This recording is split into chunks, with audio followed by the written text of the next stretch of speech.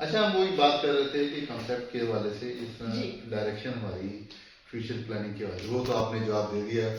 अब हम आगे बढ़ते हैं। जी स्पेस की दुनिया, जैसे आपका शौक भी है कि आपने उस इंजीनियरिंग में काम करना है जो स्पेस के रिलेटेड है, वो टेक्नोलॉजी जो स्पेस की इंफॉर्मेशन, जिस तरह चांद गाड़ी पहले थी, ये भी एक टेक्नोलॉजी थी। इसके हवाले से आपको क्या खला में जो प्लैनेट्स हैं उनकी इंफॉर्मेशन है, उनके बारे में आप इल्म रखते हैं, उसके बारे में आप बताएं मुझे। अब आप ये चीज़ मुझे खुद स्पेसिफाई कर दें कि मैंने ये अपने सोलर सिस्टम की बातें करनी है, सोलर सिस्टम से बाहर की बातें करनी है, या फिर फुल अपनी मर्जी। सोलर सिस्टम का ताल्लुक तो सिर्फ आपकी सन एनर्जी से है ना, सूरज की रोशनी से ना, आप उसको छोड़ दें। एक निज़ाम शमसी की बात कर लें आप, तो गैलेक्सीज की बात कर लें आप, आपको पता है कायनात की बात करें आप, क्या इंफॉर्मेशन इसके मुताबिक आपके पास? अल्हम्दुलिल्लाह बहुत सारी बताएं। आपको पता है हमारे जो अर्थ है ना, उसका एक सेवियर है जिसको लोग कहते हैं जुपिटर। हमारी अर्थ का कुछ एरिया जुपिटर की ग्रेविटेशनल फोर्स के अंदर आता है। इस तरह से बहुत सारे एस्टेरॉइड्स जो अर्थ को स्ट्राइक करने होते हैं, जिनका पर्पस अर्थ को स्ट्राइक करना होता है, वो जुपिटर की ग्रेविटेशनल फोर्स की वजह से जुपिटर के गिर जाते हैं। इसलिए लोग कहते हैं कि अर्थ का सेवियर जुपिटर है, क्योंकि बहुत ज्यादा एस्टेरॉइड्स रुक जाते हैं जुपिटर की वजह से, अर्थ को तबाह करने से। लेकिन जुपिटर में लाइफ तो नहीं। लेकिन बात ही नहीं उसमें लाइफ में।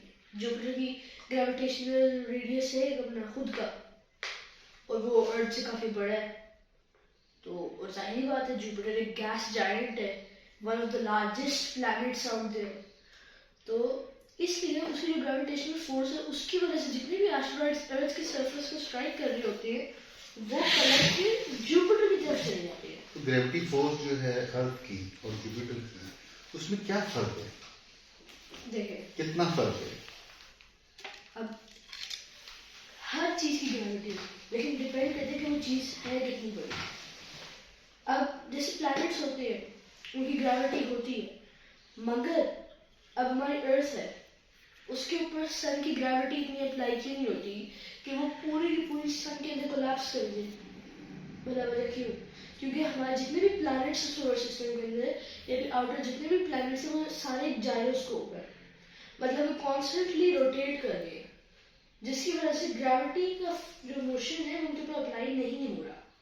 इस वजह से वो अपनी खुद की ग्रेविटी प्रोड्यूस कर रहे हैं। लेकिन इस सवाल से तो ये लगता है कि एक की ग्रेविटी फोर्स दूसरे पे इम्पैक्ट नहीं डालती। तो अभी आप कह रहे थे कि अर्थ के ऊपर जुपिटर का, अब जो एस्टेरॉइड होते हैं वो तो नहीं घूम घूम के आ रहे होते, वो तो ज्यादा घूम नहीं होते। जी जी, तो उनके ऊपर जो ग्रेविटी अप्लाई हो रही होती है, वो तो उनको ऊपर खींचती है ना, उनके ऊपर एक फोर्स डालती है।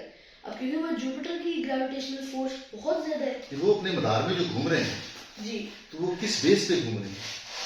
वो सन की, वो ग्रेविटी का तो वजह नहीं हो सकती। देखिए ग्रेविटी हर चीज की होती है, जिस तरह हमारे सन की ग्रेविटी है, लेकिन वो centre of the solar system क्या है। वो असरअंदाज होती? जी, अगर बहुत ज्यादा ग्रेविटी हो तो वो जायरोस्कोप को भी थोड़ा बहुत इफेक्ट करती है। जैसे कि अब नेपच्यून है, वो सन से बहुत ज्यादा दूर है, मगर फिर भी एक सर्टेन, या फिर आप कह सकते हैं प्रॉपर रेडियस में वो घूमती रहती है। क्या वजह है, वो क्यों घूमती रहती है? क्योंकि सन बेस की क्या है? ग्रेविटेशनल फोर्स वो उसको असरअंदाज अट्रैक्ट करके रखती है। वो असरअंदाज है। मगर बात यह है कि जहाँ जाके प्लैनेट्स उसमें कोलैप्स क्यों नहीं करते? क्योंकि वो जायरोस्कोप होते हैं, उनके ऊपर ग्रेविटी इतनी ज्यादा अप्लाई नहीं होती बाकी जितनी ऑब्जेक्ट्स में होती है। अब जो सैटर्न के रिंग्स, यूरेनस के रिंग्स हैं, रिसेंटली यूरेनस के भी रिंग्स बने ना, ये क्यों बने? क्योंकि जितने भी एस्टेरॉइड्स इनके करीब आते थे, वो इनकी ग्रेविटेशनल फोर्स में स्टक हो जाते थे, और वो आहिस्ता आहिस्ता आहिस्ता वो एक रिंग की फॉर्म में आ गई। जबकि अगर आप उनको बहुत करीब जाकर देखें, वो रिंग नहीं है, बहुत सारे रॉक्स, एस्टेरॉइड्स, आइस क्रिस्टल्स हैं जो एक सर्कुलर मोशन के अंदर उस प्लैनेट के इर्द गिर्द घूम रहे हैं। अच्छा, चांद की एक सवाल इसमें और पैदा होता है। जैसे चांद है जी, चांद की एक कशिश है, समुद्र के पानी में जो मौजें बनती हैं जी, वो इफेक्ट निकालती हैं उसकी, जब वो पूरा चांद होता है। जी। जब पूरा चांद होता है तब इफेक्ट करती हैं वो, तो जब वो पूरा नहीं होता फिर इफेक्ट क्यों नहीं करती है? इस सवाल का मेरे को इतना इन्फॉर्मेशन नहीं है, लेकिन जितना मुझे पता है और जितनी मुझे समझ आती है, पूरा चांद से मुराद ये नहीं कि पूरा चांद हमारे अर्थ के ज्यादा करीब है। बात यह है कि जो सन की जो लाइट है वो पूरे मून के हाफ को, एग्जैक्ट हाफ को अर्थ के ऊपर परफेक्टली अलाइन करती है। इस वजह से हम उसे कहते हैं फुल मून। मगर बात देखी जाए, मून को फिर बीच में से तबाह नहीं हो जाता ना आधा। ऐसे ही बस बात ये होती है कि सन की किस एरिया पे लाइट मून के ऊपर रिफ्लेक्ट कर रही होती है। अब जो चांद की रोशनी होती है वो असल में चांद की रोशनी नहीं होती। अच्छा, इसका मतलब ये हो गया जितने भी प्लैनेट्स हैं जी, उसका बेस कंट्रोलर जो है वो सूरज है। सही बात है। ये कह रहे चाह रहे हैं। जी, अच्छा, इसमें कायनात में और बहुत से सूरज हैं और कहकशाओं में बहुत से सूरज हैं, तो बहुत से क्या सूरज उनके नहीं है। अब आपको एक बात बताऊं ना, सूरज एक बहुत ज्यादा छोटा स्टार है। सूरज एक बहुत ज्यादा छोटा स्टार है, लेकिन वैसे ये बहुत बड़ा है, हमारे लिए बहुत बड़ा है। मगर बाकी प्लैनेट्स की कंपेयर के अंदर ये बहुत ज्यादा छोटा है और बाकी प्लैनेट्स से बहुत ज्यादा बड़े हैं। अब फॉर इंस्टेंस दुनिया का सबसे ज्यादा बड़ा जो स्टार है अभी तक ऑब्जर्वेशनल यूनिवर्स के अंदर, स्टेफिसन 2118, उसके अंदर 13 मिलियन यानी बिलियन सन्स का मास फिट होता है। ऐसे और वो इतना बड़ा है कि अगर वो हमारे सोलर सिस्टम के सन को रिप्लेस करे तो नेपच्यून से भी आगे तक जितने भी प्लैनेट्स होंगे वो सारे उसके अंदर कोलैप्स हो जाएंगे। अब लेकिन अब जिस तरह सन एक छोटा स्टार है, मगर इसी तरह जो दुनिया का ब्राइटेस्ट स्टार है साइरस ए, वो सन से छोटा है। अब मानेंगे, दुनिया का सबसे ज्यादा रोशन स्टार सन से छोटा है, लेकिन वो इतना बड़ा है कि वो एक स्टार है। अब डिफरेंस क्या होता है प्लैनेट्स और स्टार्स के अंदर? सूरज में बड़ा क्यों नजर आता है? सूरज में इस वजह से बड़ा नजर आता है क्योंकि वो सन से बहुत बड़ा है हमारे लिए। हमारे लिए या वो जमीन बहुत से ज्यादा हमारी सूरज गैलेक्सी से ज्यादा की हमारी गैलेक्सी के अंदर वो इतना भी बड़ा नहीं है, क्योंकि बहुत सारी चीजें ऐसी हैं जो हमारे सूरज से बहुत ज्यादा बड़ी हैं। इतनी ज्यादा बड़ी कि जब वो हमारी अर्थ के करीब है तो हम उन चीजों को इतना ज्यादा करीब से ऑब्जर्व कर सकते हैं कि देख के भी इंसान के ना रौनक। अच्छा, इसमें एक और चीज मेरी जो मैं आपसे पूछना चाह रहा हूँ, मौसमी जो तब्दीलियां आ रही हैं, आपको पता है कि जो पहले मौसम थे उनकी वजह से जो तब्दीलियां आ रही हैं, और दूसरा जो पहाड़ों की कटाव है पहाड़ों का, और जो समंदर का कटाव है या समंदर के पानी का कटाव है, ये इन्वायरमेंट चेंज हो रहे हैं इसकी वजह से, तो जमीन के जो खदो हाल हैं उसमें भी तब्दीली मुतवक्के है क्या? सादा अल्फाज में एक्सप्लेन कर सकते हैं? हाँ, मैं जरूर कि जो भी इन्वायरमेंट में चेंजेस हो रही हैं, ये हम जमीन के साथ जो इंसान हैं जो जमीन के साथ जो कर रहे हैं, जैसे तापकारी असरात हैं और पहाड़ी कटाव हैं या समंदरी कटाव हैं, इनसे क्या ओवरऑल जमीन के ऊपर कोई इफेक्ट पड़ रहा है? जी, बहुत ज्यादा पड़ रहा है। अब आप देखिए, जब से हम ह्यूमंस आए हैं तब से कार्बन डाइऑक्साइड लेवल बहुत ज्यादा इंक्रीज हुआ है, जिसकी वजह से अब कार्बन डाइऑक्साइड और बहुत ज्यादा बाकी की ग्रीन हाउस गैसेस वो होती है फर्स्ट ऑफ ऑल, जो इस तरह की गैसेस होती हैं जो हीट को उनसे पास होने देती हैं, लेकिन इसका इनसाइड की तरफ इसका से, ये मगर उधर से बाहर नहीं जाने देती हीट को। फॉर इंस्टेंस जंगलात की कमी की वजह भी हो सकती है। जी, अब जैसे दरख्त होते हैं वो ऑक्सीजन प्रोड्यूस करते हैं और हमें वो ऑक्सीजन चाहिए होती है, और हम क्या कहते हैं एक्सहेल करते हैं कार्बन डाइऑक्साइड जो दरख्त यूज करते हैं। अब क्योंकि अब दरख्त कम हो रहे हैं, ऑक्सीजन की रेट्स कम हो रही है, कार्बन डाइऑक्साइड बढ़ रही है और बाकी भी ग्रीन हाउस बढ़ रही है, तो इस वजह से जो सूरज की रोशनी हमारी अर्थ के अंदर हीट जो हमारी अर्थ को स्ट्राइक करती है वो वहां से जाती नहीं है, वो वहीं पे हीट प्रोड्यूस करने लगते थे, जिससे आपने देखा होगा समंदर भी काफी ज्यादा सूख रहे हैं, सहरा बड़े हो रही है, ऊपर से क्या कहते हैं गर्मी भी ज्यादा हो गई है, अब सर्दियां कम होने लग गई हैं, गर्मियां ज्यादा होने लग गई हैं। ओवरऑल जमीन की शेप डैमेज नहीं हो रही?